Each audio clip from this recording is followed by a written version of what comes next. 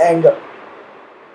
And while we spoke about recognition, we also looked in detail at the science behind anger.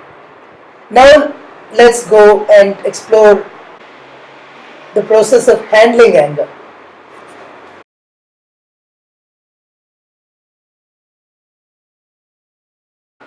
So coming to handle, there is a 3-stage self-regulation process to tame the anger demon. Okay. And the 3 stages are: one is regulating ourselves, second is to figure out what this is all about and identify what can be done, and the third point is to move towards better outcomes by taking constructive action.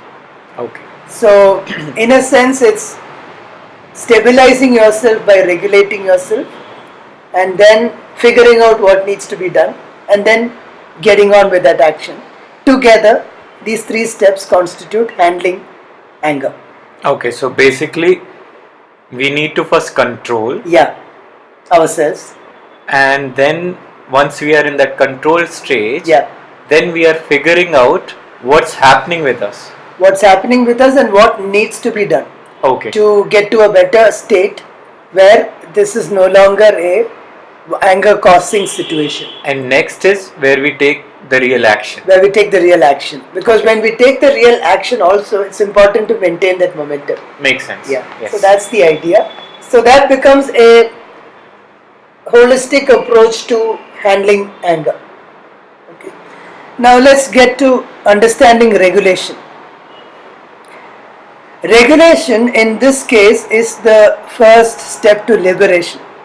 So how exactly can we allow reason and logic some space before our emotional brain takes over?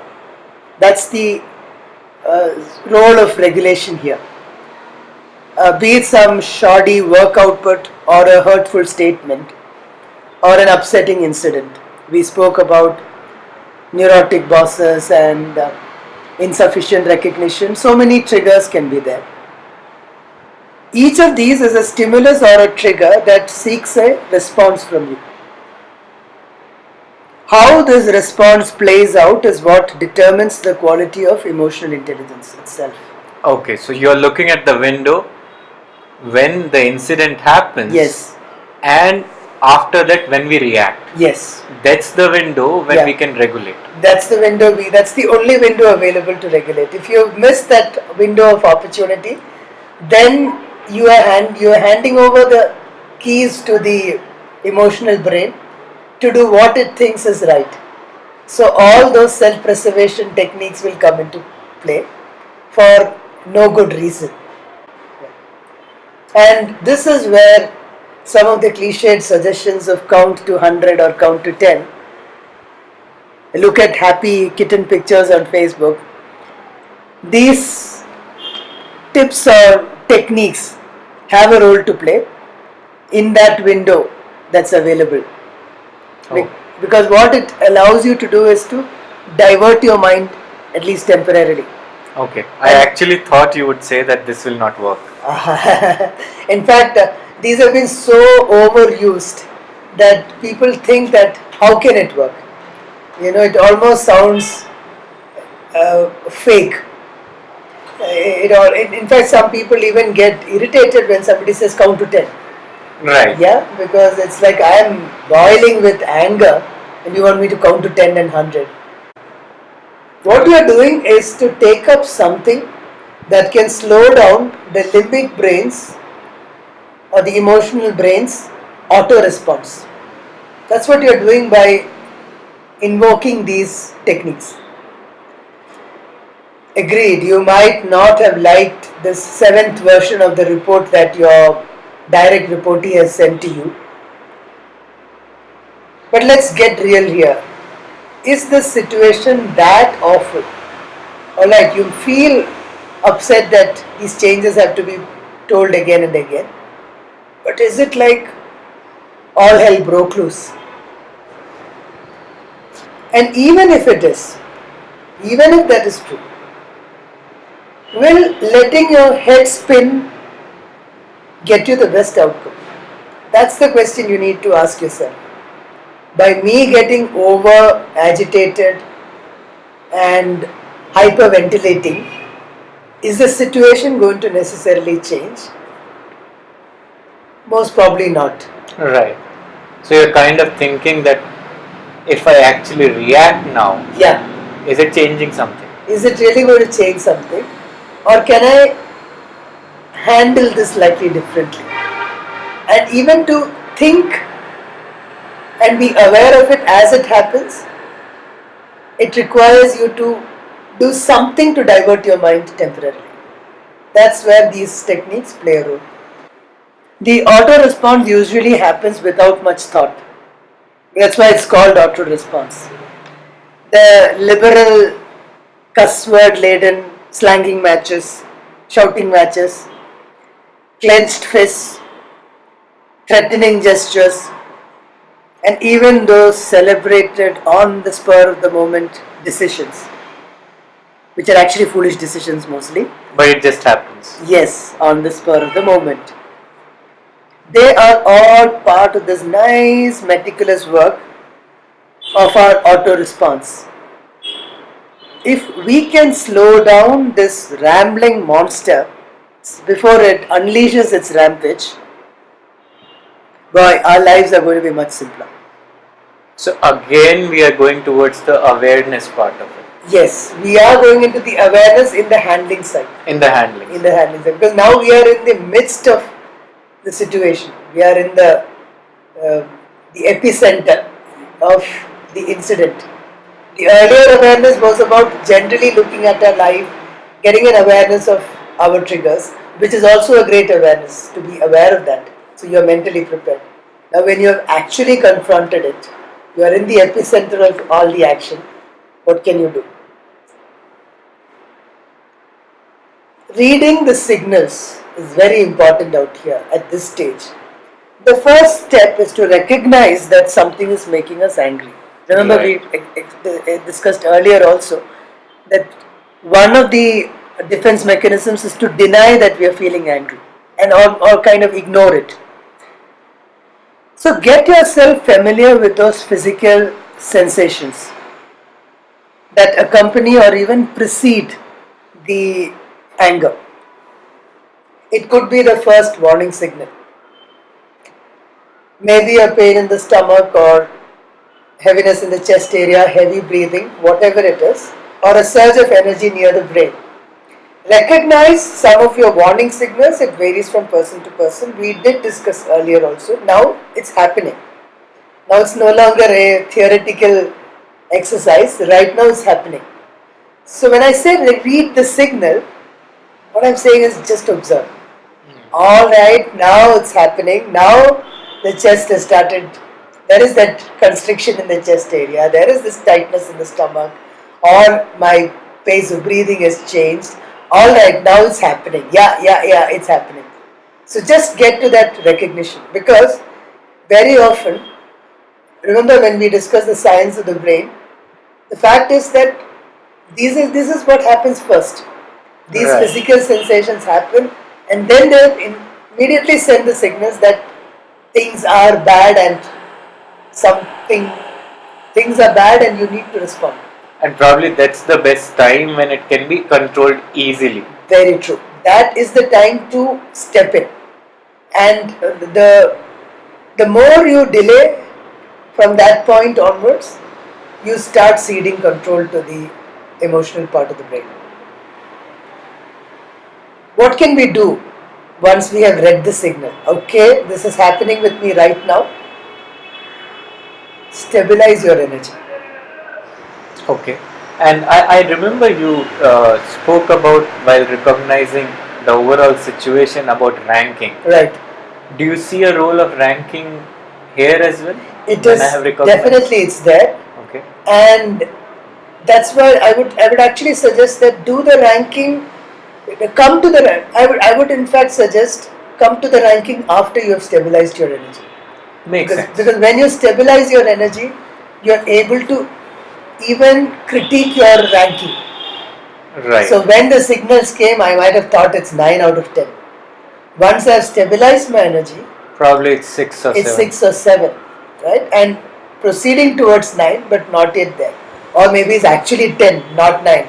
It may be actually more serious than what you're thinking. So, what can we do when we talk about stabilizing our energy?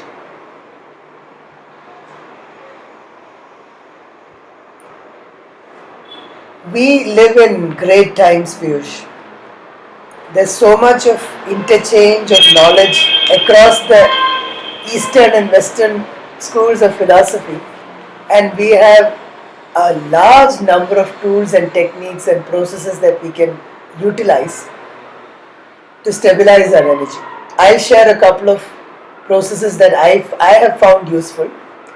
I would suggest the listeners to add in processes and techniques that work well for them. Right. Probably from all the fields of researches, you are Yes. seeing different kind of mechanism coming up, and sometimes it's very personal to you, Yes. which works for you. Yes. So something so you have a preference for a certain way of stabilizing your energy. I have a different approach. Please be aware that all approaches are fine. The key point that I would emphasize is working with the mind-body connection. We've already spoken about recognizing the signals. Now let's go take it one step further. The operative word here is dissociation from the drama of the moment, Which is about to happen. which is about to happen and is right now happening. Right. So, how can I take myself out of that situation even when I'm in the situation? How can I mentally detach myself? Not by saying that, oh my god, nothing bothers me and I just don't care. That's one way of detaching. That I just don't care, you go to hell. I'm not talking of that kind of facile detachment. This is a little more clever way of detaching yourself. To at least temporarily detach yourself from the pain of the situation so that you can rather associate with the solutions and outcomes. Quite often we spend so much time fighting with the reality of the current situation. It's almost like being in denial of what's happening or just cursing that situation. By the time we manage to disentangle ourselves, there is very little processing power left in the brain because we have got so tired. You can understand that anger is one of the most pernicious emotions you can experience, and when that is experienced in a very dramatic, over the top fashion, it is very unnerving and it is very tiring for the brain. Yes, the rational part of the brain runs out of firepower if you get caught up in the melodrama for too long. Your sugar levels may drop even as stress hormones like cortisol shoot up. Not the right recipe for finding the most creative solutions. Whether you like it or not, the drama has already manifested at physical, physiological, and even psychosomatic levels. Right. So this is what you discussed earlier as Emmentaler hijack, Yes, which is happening right now. yes, you are in the situation, and within that situation, you have to retrieve yourself because it's so easy to give in because these patterns have been formed over years. Right. But this awareness that there is a window available and there is something I can do, that's where stabilizing of energy can help. So some of the options include slow and deep breathing, especially deep abdominal breathing, which will give you more oxygen and which will give you more oxygen and the therapeutic benefits associated with that. Slowing down further with techniques like counting from 0 to 10 or 0 to 100 if it's a more intense issue. Shifting the energy by getting up and walking around for a while, or a nice little stretch to the body, having a glass of water, anything that shifts you out of that melodrama of the situation. So if you can develop a few routines like this that you can invoke the moment you feel that I've got the signal that this is a category 5, volcano or category 5 tornado. It's a very intense feeling of emotion I'm experiencing. Let me invoke some of these techniques. That awareness, if you can have, you will be able to regain control. The other option is to dissociate with a personalized statement. Like, you want the rational control center to get time, right? How about telling yourself something like this? Is that the familiar sensation bubbling up again? Looks like I'm getting angry. In fact, very, very angry. Let me figure out why this is making me so furious. Let me get working on this. I seem to like these challenges. So, develop a certain personalized statement which reframes the context. That it's not about, this helpless me and my brain will take over and my emotional brain will take over. Instead, now with this understanding and awareness, I take that as a challenge and I know that I'm going to ace it. So put some statement like this, which again is a command to your brain that I am taking over and you better go and sit in that corner. Alright? So what I'm getting here is that you are in a situation, Yeah. and you know that this situation, now you are aware that what kind of anger you might get into now, Yes. what level of anger you might get into now.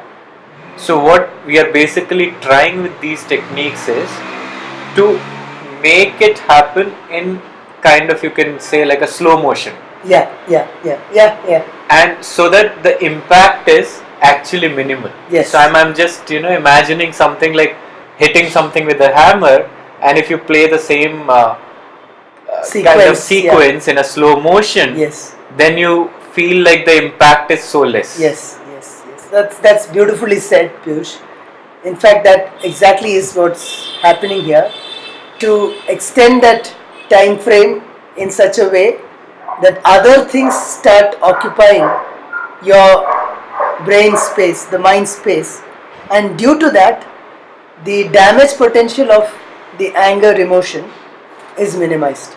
Okay. So at the same time, so this is we are talking about slowing down Yeah. when I am in a situation. Right.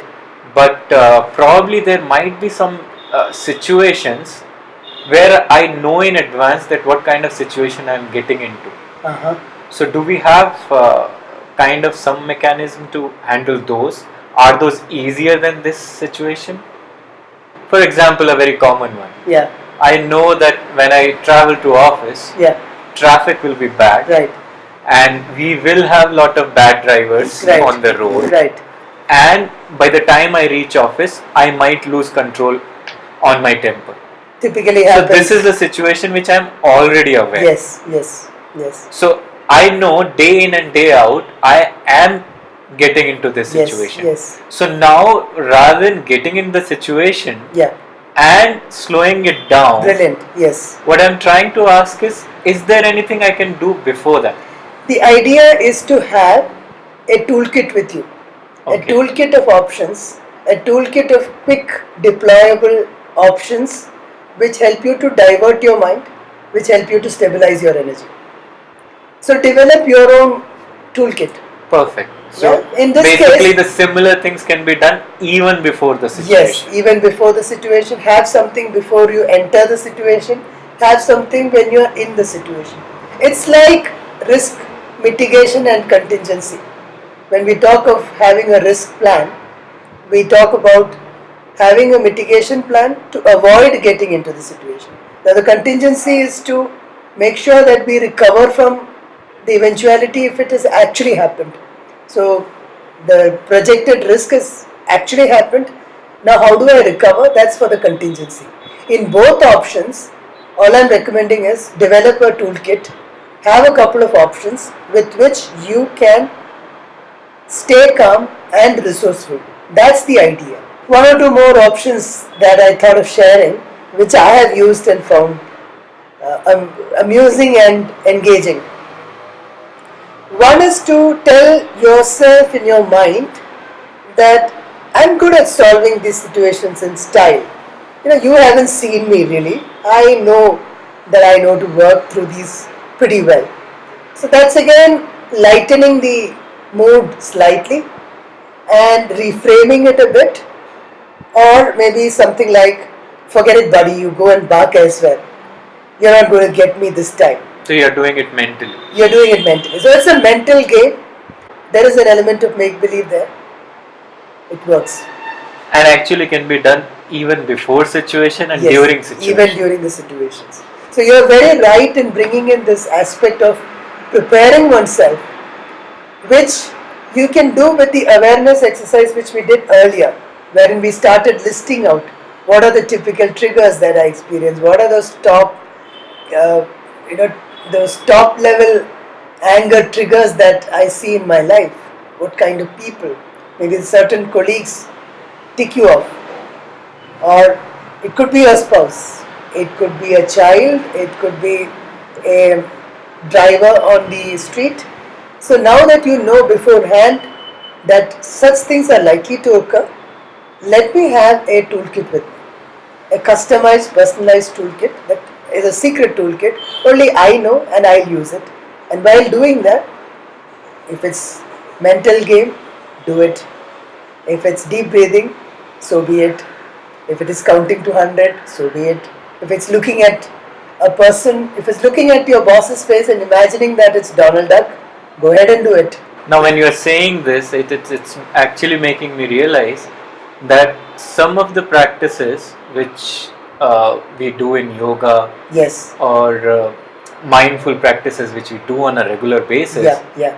that's in a way preparing us and making us aware on a daily basis what's going on with I us. completely agree with you. And probably if somebody is actually having that as a routine, Yes.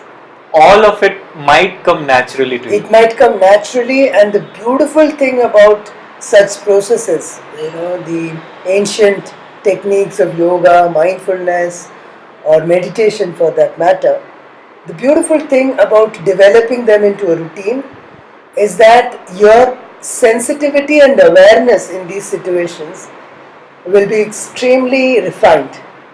You will develop such a fine understanding of these triggers and sensibility to these triggers that now you will even recognize them much earlier than what other people would do. So today you might recognize that this situation is going out of hand at 10:15.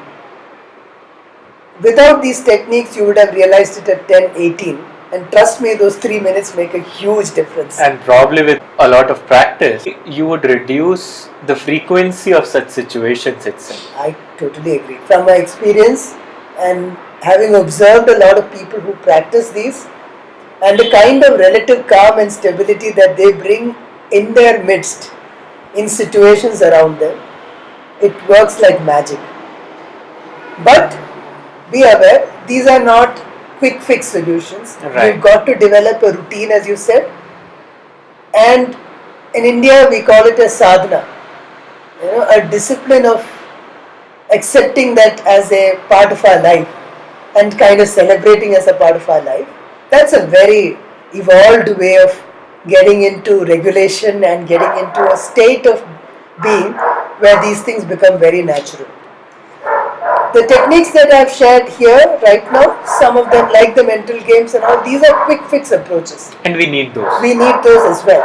Sometimes in spite of all your practices and routines, Totally agree. you may still encounter some totally nasty person who automatically pushes you to that red hot zone of anger. When something is new, that's when again your natural response takes over. Yes. So probably these techniques Yes. are so important I agree. in those Yes. situations, because how much ever awareness or how much ever prepared I am Yes. for the situations, I never know what situation will have to offer.